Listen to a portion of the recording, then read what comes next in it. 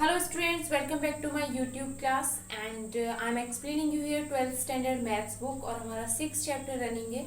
6 chapter में हमने अभी तक 6.3 तक कंप्लीट कर लिया है। 6.4 जो है वो अप्रॉक्सीमेशन का एक्सरसाइज है जो अभी आपके सिलेबस में से डिलीटेड है वो 12th स्टैंडर्ड में से।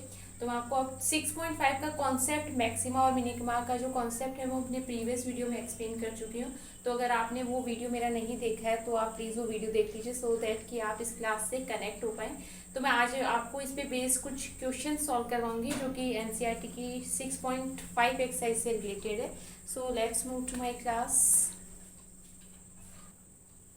ओके स्टूडेंट्स, सो स्टार्ट करते हैं। क्वेश्चन नंबर 1 का फर्स्ट पार्ट मैं आपको पहले एक्सप्लेन करूँ जिसमें आपसे ये पूछा है कि if there is exist any minimum और मैक्सिमम वैल्यू तो आपको वो फाइंड करनी है इसकी, राइट। तो स्टूडेंट मैंने आपको जो मैक्सिमम और मिनिमम वैल्यू है उसको फाइंड करने के लिए मैंने आपको बताया था एक फर्स्ट डेरिवेटिव टेस्ट हमारे पास में होता है, एक सेकंड डेरिवेटिव टेस्ट हमारे पास में होता है। सेकंड डेरिवेटिव टेस्ट जो होता है वो ये डिसाइड करता है कि जो वैल्यू आपने फाइंड की है वो वैल्यू पे उसकी वैल्यू मिनिमम और मैक्सिमम वैल्यू एग्जिस्ट कर रही है या नहीं कर रही है।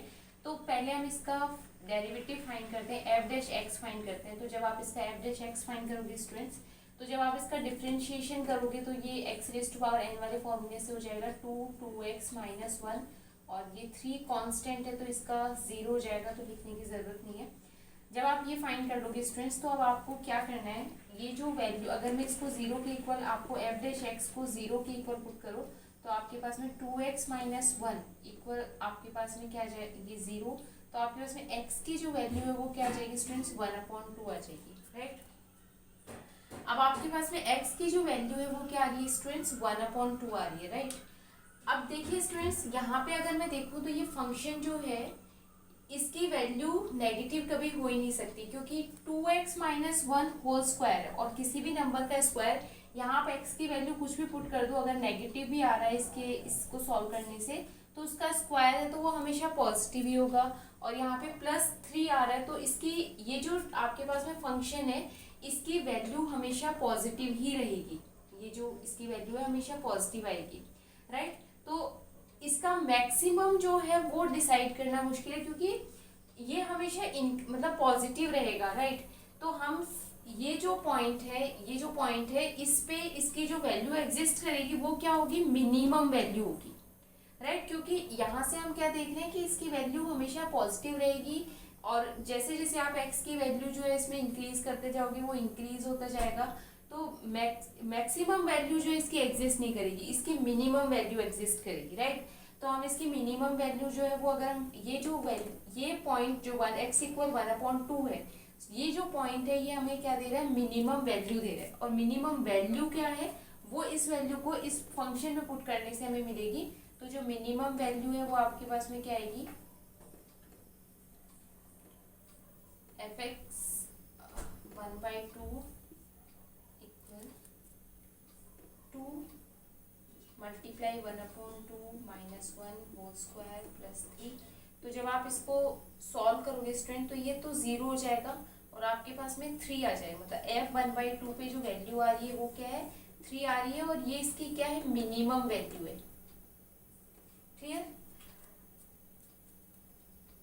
अब स्टूडेंट में इसका सेकंड पार्ट जो मैंने लिखा है यहाँ पे सेकंड पार्ट लेती हूँ। सेकंड पार्ट में स्टूडेंट्स हमारे पास में यहाँ पे क्या है, 9x whole square 9x square plus 12x plus 2 है। तो अब आप जब इसका F dash X students find करोगे तो एफ डैश एक्स हमारे पास में क्या आएगा, इसका 18x प्लस 12, राइट, ये हमारे पास में आ रहा है। अब अगर मैं इसको एफ डैश एक्स को अगर 0 के इक्वल पुट कर देती हूँ तो हमारे पास में जो इसकी वैल्यू है x की वैल्यू वो हमारे पास में क्या आ जाएगी, x इक्वल हो जाएगा ये -12/18 और जब आप इसको सॉल्व करोगे तो आपके पास में -2/3 आ जाएगा, राइट।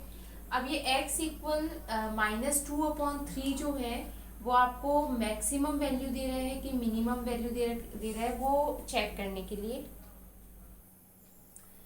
अब स्टूडेंट्स हमें ये जो x की वैल्यू है ये -2/3 जो वैल्यू हमारे पास में आ रही है, अब हमें कैसे पता चलेगा कि ये वैल्यू जो है वो हमें मिनिमम दे रही है मैक्सिमम, ये जो हमें इक्वेशन गिवन है, एक बार मैं ये इक्वेशन आपको थोड़ा सा सॉल्व करके बताती हूँ कि इसको हम क्या लिख सकते हैं। तो जब आप इस ये जो इक्वेशन आपने हमारे पास में जो इक्वेशन है इसको हम क्या लिख सकते हैं, देखो स्टूडेंट्स, इसको मैं 3 अगर a प्लस बी का होल स्क्वायर अगर हम जैसे कंप्लीटिंग स्क्वायर हम मेथड यूज करते हैं तो आप वैसे अगर इसको लिखना चाहो तो हम क्या लिख सकते हैं, देखो यहाँ पे ये 9x स्क्वायर जो है वो 3x का होल स्क्वायर बन जाएगा। इसको आप क्या लिख सकते हो, मुझे क्या चाहिए, देखो स्टूडेंट्स, इसको अगर मैं लिखती हूँ तो ये 3x का होल स्क्वायर प्लस 2, अगर मैं इसको 2ab के फॉर्म में लिखूँ तो 2a की वैल्यू हमारे पास में क्या है 3x है, इसको इससे मल्टीप्लाई किया तो 6 और यहाँ पे क्या आ रहा है 12। तो यहाँ पे अगर b की वैल्यू 2 हो जाए तो ये कंप्लीटिंग स्क्वायर बन जाएगा। तो हम क्या करेंगे, ये यहाँ पे जो 2, इसमें हम क्या कर सकते हैं 2 ऐड और 2 सब्ट्रैक्ट कर सकते हैं।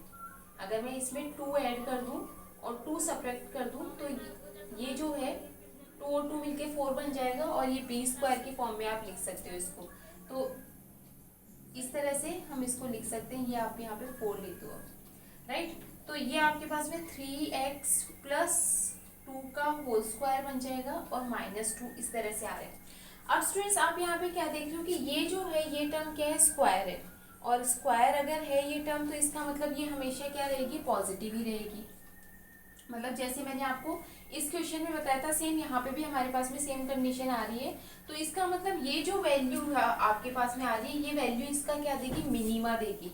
तो ये जो x इक्वल -2/3 है ये क्या आ रहा है स्टूडेंट्स, आपके पास में मिनिमम पॉइंट आ रहा है। और इस पॉइंट पे इस फंक्शन की वैल्यू जो है वो क्या आ जाएगी आपके पास में, अगर हम पुट करें तो -2/3 इक्वल 9 और ये -2/3 होल स्क्वायर प्लस 12 -2/3 प्लस 2। जब आप इसको सॉल्व करोगे स्टूडेंट तो ये 9 इंटू 4/9 हो जाएगा, प्लस ये आपके पास में मल्टीप्लाई ये 3 -8 आ जाएगा आपके पास में, और ये +2 ये कैंसिल होके तो आपके पास में -2 जो है वैल्यू आ जाएगी। मतलब ये जो वैल्यू आपके पास ये जो है आपके पास में -2 जो है this is minimum value. Clear students? Okay students, अभी मैंने क्वेश्चन नंबर 2 का फर्स्ट पार्ट लिया है। मैंने क्वेश्चन नंबर फर्स्ट के आपको 2 पार्ट एक्सप्लेन किए, इसके जो रिमेनिंग 2 पार्ट्स हैं वो भी सेम उसी टाइप से होंगे स्टूडेंट्स। तो आई होप कि आप कर पाएंगे। अगर आपको कोई उसमें डाउट आता है तो आप मुझे कमेंट लिख सकते हैं, मैं आपको उनको एक्सप्लेन कर दूंगी। अभी स्टूडेंट्स आपको ये जो क्वेश्चन नंबर सेकंड है उसका जो फर्स्ट पार्ट है वो मैं एक्सप्लेन कर रही हूँ। इसमें मोड x+2 -1 आपको दे रखा है और आपको ये चेक करना है स्टूडेंट्स कि अगर किसी पॉइंट पे इसकी मैक्सिमम और मिनिमम जो भी वैल्यू इसकी एग्जिस्ट कर रही है वो हमें फाइंड करनी है, राइट। तो हम स्टूडेंट्स इसमें क्या करेंगे, आपको ये फंक्शन गिवन है f(x) equal mode x+2 -1, right. अब स्टूडेंट्स आप यहाँ पे क्या देख रहे हो कि ये फंक्शन क्या है आपके पास में, मोड फंक्शन है, और मोड फंक्शन की वैल्यू हमेशा क्या होती है, पॉजिटिव होती है, राइट। तो ये जो मोड x+2 है ये हमेशा क्या होगा, ग्रेटर देन 0 होगा, राइट। अगर ये वैल्यू ग्रेटर देन 0 होगी तो इसका मतलब ये जो मोड x+2 हमें हमारे पास में फंक्शन जो है वो क्या है, यहाँ पे -1 गिवन है। तो मैं क्या करती हूँ, दोनों तरफ -1 सब्ट्रैक्ट कर देती हूँ। मतलब दोनों तरफ हमें इसमें क्या करेंगे, -1 जो है वो लगा देंगे। तो आपके पास में यहाँ पे ये जो है ये आपका फंक्शन बन गया, मोड x+2 -1 ये फंक्शन बन गया इज ग्रेटर देन -1। तो इसका मतलब क्या हुआ स्टूडेंट्स कि ये जो फंक्शन है इसकी वैल्यू हमेशा क्या होगी, ग्रेटर देन -1 होगी, राइट। तो अगर आपके पास में हमें ये पता चल जाता है कि इसकी वैल्यू हमेशा ग्रेटर देन -1 होगी तो इसका मतलब इसका मैक्सिमम एग्जिस्ट नहीं करेगा, इसका हमारे पास में क्या एग्जिस्ट करेगा, मिनिमम एग्जिस्ट करेगा, राइट। क्यों, आप समझ पा रहे होंगे स्टूडेंट्स, क्योंकि जैसे सपोज अगर मुझे ये पता है कि ये जो कोई फंक्शन यहाँ से स्टार्ट हो रहा है वो हमेशा उसकी वैल्यू, जैसे सपोज ये पॉइंट है और हमेशा इसकी वैल्यू जो है इसके इस तरफ ही लाई करेगी, तो इसका मतलब मुझे इसका मैक्सिमम नहीं पता, बट मुझे ये पता है कि अगर ये यहाँ से स्टार्ट हो रहा है तो ये इसका क्या है, मिनिमम पॉइंट है। तो सेम वैसे ही हमारे पास में ये जो भी हमारे पास में अगर ग्रेटर देन आ रहा है इसका मतलब मैक्सिमम इसका हम नहीं बता सकते, but we can find its minimum. तो आपको मिनिमम फाइंड करना है इसका, राइट।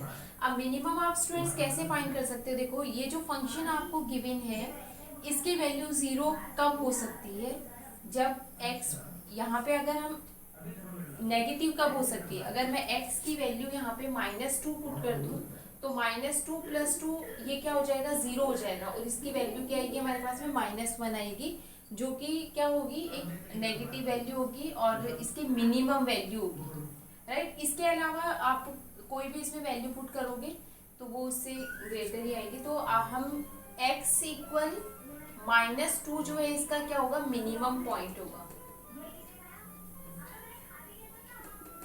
राइट। और x जब आप ये मिनिमम पॉइंट f -2 की अगर वैल्यू हम फाइंड करें तो ये आपके पास में -2 + 2 -1, तो आपके पास में -1 आ जाएगा। तो -1 जो है इसकी क्या होगी, मिनिमम वैल्यू होगी। क्लियर? अब स्टूडेंट्स मैं यहाँ पे इस क्वेश्चन नंबर सेकंड का सेकंड पार्ट ले रही हूँ। इसमें क्वेश्चन नंबर सेकंड में आपको gx equal -mod x + 1 + 3 given है, और स्टूडेंट्स इसमें भी आपको सेम मिनिमम और मैक्सिमम जो भी वैल्यू इसकी एग्जिस्ट कर रही है वो फाइंड करनी है। अब स्टूडेंट्स हम यहाँ पे क्या देख रहे हैं कि ये मोड फंक्शन है, और मोड फंक्शन की वैल्यू जैसा मैंने आपको प्रीवियस क्वेश्चन में भी बताया था कि हमेशा क्या होगी, पॉजिटिव ही होगी। लेकिन यहाँ पे मोड के बाहर क्या है, नेगेटिव साइन है, तो यहाँ से तो हमें पॉजिटिव वैल्यू मिलेगी, लेकिन वो मल्टीप्लाई किससे होगी, नेगेटिव साइन से होगी, और नेगेटिव साइन से होगी तो इसका मतलब वो वैल्यू क्या होगी, नेगेटिव होगी।